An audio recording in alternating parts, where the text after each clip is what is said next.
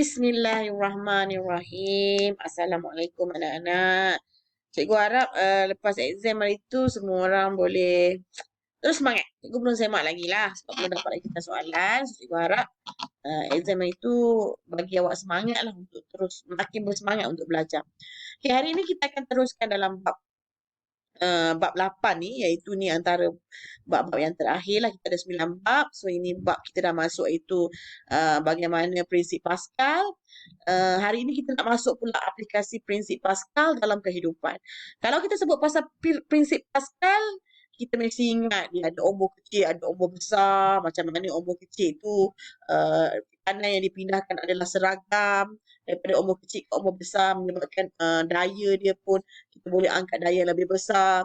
Itu adalah berkaitan dengan prinsip Pascal. So kalau sebut pasal prinsip Pascal, awak kena tahu dia mesti berkait rapat dengan sistem hidrolik. Okay, apa itu sistem hidrolik? Cikgu dah pernah sebut apa itu sistem hidrolik. Dia berkaitan dengan macam mana kalau tengok macam mana awak nak tukar tayar kereta. Awak tinggal pijak ataupun awak tinggal pam dengan menggunakan tangan. So awak akan nampak kereta tu akan terangkat. Cuba awak angkat sendiri kereta tu tanpa menggunakan sebarang alat.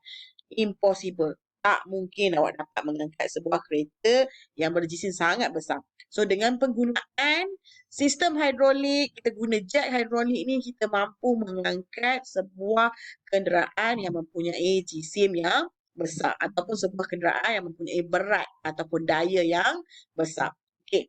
Sistem hidrolik diaplikasikan untuk melakukan kerja berat dengan menggunakan daya yang kecil. 3 contoh prinsip Pascal dalam kehidupan harian ialah jet hidrolik, brake hidrolik dan kerusi rawatan gigi. Itu adalah 3 contoh. Banyak lagi aplikasi-aplikasi yang lain, tetapi 3 contoh ni yang kita akan sebut pada hari ini. Yang pertama adalah jet hidrolik. Saya dah cakap sebelum ni, Pascal dia berkaitan dengan ombor kecil, ombor besar. Kalau kita tengok pada gambar rajah ini, ini adalah merupakan contoh secara asas prinsip hidrolik. Okey. So dekat bahagian sini adalah merupakan bahagian ombor kecil. Ombor kecil. Kalau awak ingat lagi bagaimana ombor kecil tu mesti ada daya. Daya mestilah disebabkan oleh tuas tu lah yang kita tekan tu, dia akan supply daya ke bawah. So F. So bahagian sini adalah dia punya luas kerata rentas ombor kecil. So kita letak sini A1. So sini A1, sini F1. So ingat balik prinsip Pascal yang kita belajar sebelum ni. So apabila mesti ada satu bendalih digunakan. Kalau dalam mungkin minyak, mungkin air, dia akan digunakan kerana apa? Dalam prinsip Pascal menyatakan bahawa tekanan dipindahkan dalam satu bekas yang tertutup adalah secara seragam. Itu prinsip Pascal. So air ni akan pindahkan tekanan. Tekanan yang bermula dekat sini, dia akan menghasilkan tekanan sebab kita tahu P bersamaan dengan F over A.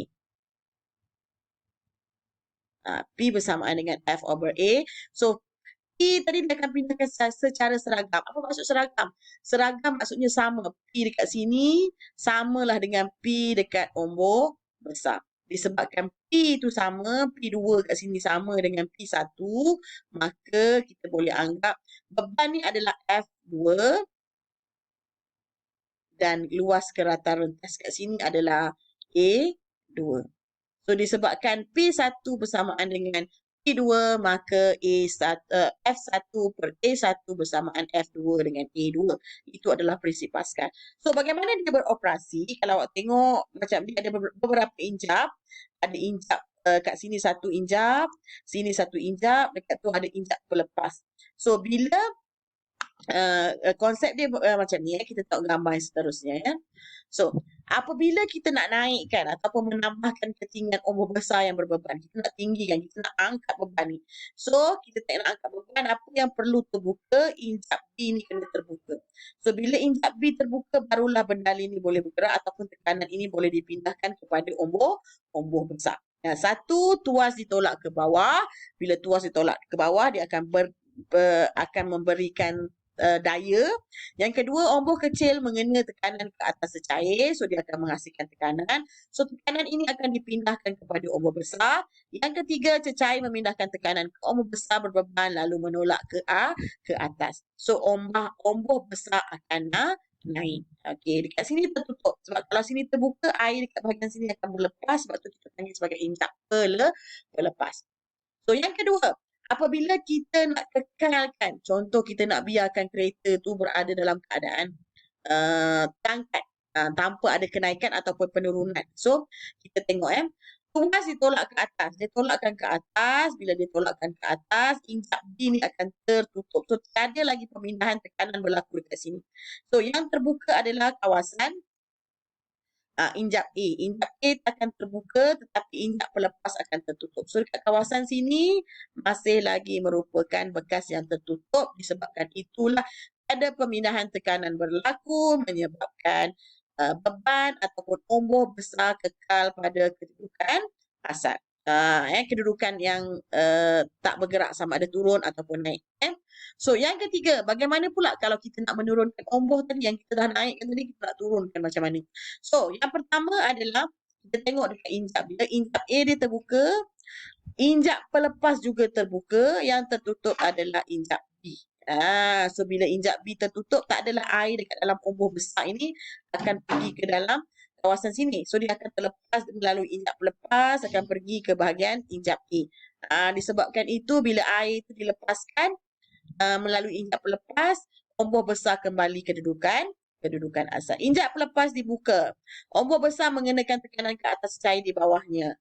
Cecair ini mengalir balik ke dalam takungan cecair melalui injap pelepas. So dengan itu omboh besar akan kembali kepada kedudukan asalnya. Itu bagaimana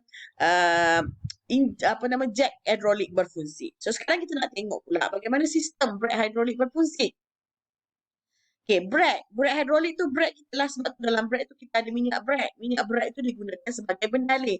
Kita perlu ada bendalih. Barulah tekanan tadi dipindahkan secara seragam dalam bendalih yang tertutup.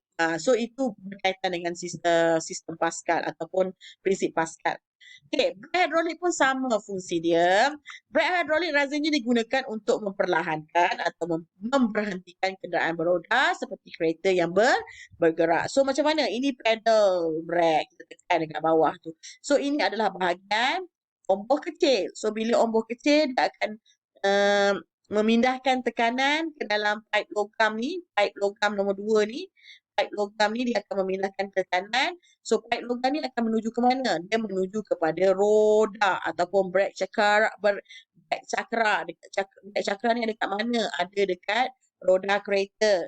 Ada dekat roda kereta. So lepas tu dia akan menuju ke sini. Dekat bahagian sini adalah omboh besar. So, kalau perasan, omboh besar mesti dia punya keluas keratan rentas lebih besar berbanding dengan omboh kecil. Sama juga dia pindahkan tekanan daripada omboh kecil.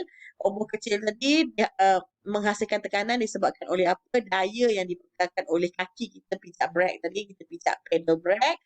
So, dia akan hasilkan tekanan. Tekanan itu akan dipindahkan ke dalam cecair menuju ke mana? Menuju kepada bahagian brake cakra dengan brake gelendong. Jadi dengan itu kita boleh memberhentikan kereta. Okey, ini perbezaan di antara brake cakra pada roda depan dengan brake gelendong pada roda belakang. Okey, pedal brake ditekan menolak omboh silinder utama ke dalam dan mengenakan tekanan ke atas minyak. Ini persamaan dia, dua-dua kena tekan pedal brake. Yang kedua, tekanan ini dipindahkan secara seragam oleh minyak brake melalui pipe logam ke silinder brake pada roda depan dan belakang. Pun sama. Mesti ada cecair. Sebab cecair itu hanya cecair yang boleh memindahkan tekanan secara seragam dalam bekas yang tertutup. Yang kedua, perbezaan yang pertama adalah tekanan ini menolak omboh dalam silinder brake dan menolak brake lalu tertekan ke atas piring keluli pada brake cakra. So yang beza dekat kawasan sini. Kawasan sini yang berbeza. Yang kedua, untuk brake gelendong, tekanan ini menolak omboh dalam silinder brake yang menolak kasut brek. Tadi pad brek, ni kasut brek. Lalu menekan pelapik brek pada brek gelendong. Tadi dia menekan piring keluli. Yang ni dia menekan pelapik brek. Okey, itu perbezaan yang pertama lah. Ni ada pelapik brek, dekat sini ada pelapik brek. Yang ini ada keluli, piring keluli. So berbeza kat situ. Okey, daya geseran antara pad brek dengan piring keluli memperlahankan atau memberhentikan putaran roda depan. Untuk brek gelendong, daya geseran antara pelapik brek dengan gelendong brek memperlahankan atau memberhentikan putaran roda belakang. So itulah dua aplikasi prinsip Pascal dalam sistem hidrolik. So ingat prinsip Pascal, ingat prinsip hidrolik. So untuk kerja rumahnya awak cari maklumat bagaimanakah kerusi rawatan gigi ini berfungsi. Bagaimanakah ia mengaplikasikan prinsip Pascal dalam sistem hidrolik. Okey, itu saja untuk video kali ini. Sekian, terima kasih. Assalamualaikum. Bye.